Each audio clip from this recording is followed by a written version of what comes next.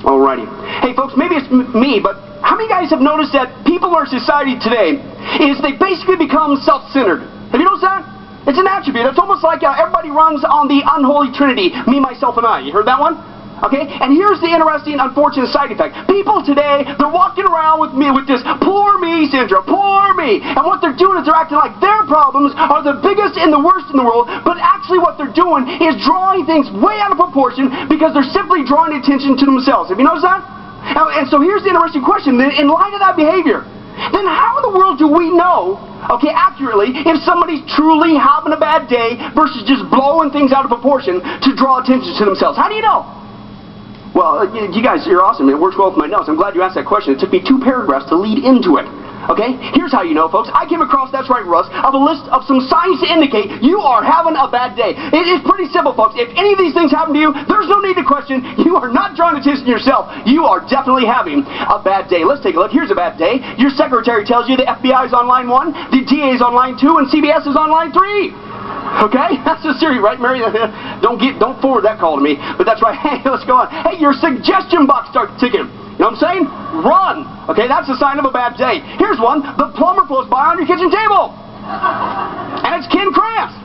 Hey, Ken, how you doing? Oh, I'll tell you what, that would be an interesting day. Here's one. You wake up to discover your waterbed's got a leak, and you realize, I don't have a waterbed. Oh, I'll tell you what, that would be a bad day. Hey, you wake up face down on the pavement. How many guys hate that? You know, that's a sign to indicate, yeah, Floyd, you're having, hello, a bad day. Hey, here's one. Your birthday cake collapses from the way of the candles. Okay? How many guys ever, we won't mention any names, right? Right, Larry? But we, you guys know what I'm talking about on the front row. Won't mention your name. But anyway, hey, people send your wife sympathy cards on your anniversary. Man, how many guys hate it when that happens? I tell you what, that's right, that's a sign you're having a bad day. Hey, your wife says, good morning, Bill, but your name is George. That's a bad day, big time. But that's right, probably the worst one, though, is you're driving on the freeway when your car horn not only accidentally goes off, it gets stuck behind a group of Hell's Angels. Oh, wow. Is that a bad day or what? Okay, big time. As you guys can see, that would be pretty bad. Hello, getting your horn stuck behind a group of Hell's Angels. But folks, here's the point. Believe it or not, did you know that I've discovered a day worse than that? In fact, all those 10 things together, I've discovered something even worse, and it's got to go something like this.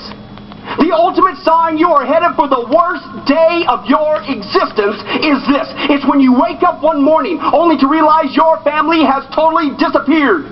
And then you run to turn on your TV set to see what is going on. And there you spy a worldwide special news report declaring not just your family, but millions of people all over this planet are gone. They vanished. And then suddenly, as you look over on the coffee table at your loved one's Bible, it dawns on you, your family was right after all. When they kept telling you about this rapture of the church, and then to your horror, your ultimate bad day is real. You have been left behind. And now you will be catapulted into the 7-year tribulation that is coming upon this planet.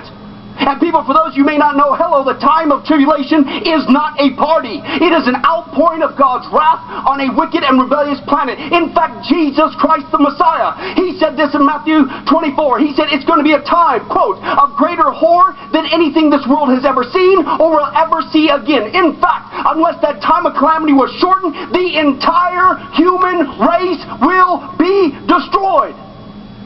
But praise God, God's not just a God of wrath, he's a God of what? Love. Okay? And because he's a God of love, folks, he's given you and I many warning signs to wake us up, to let us know when the tribulation was near and his second coming was rapidly approaching. Therefore, to keep you and I from experiencing, hello, the ultimate worst bad day of being left behind, we're going to begin a new series entitled The Final Countdown. The Final Countdown. And folks, what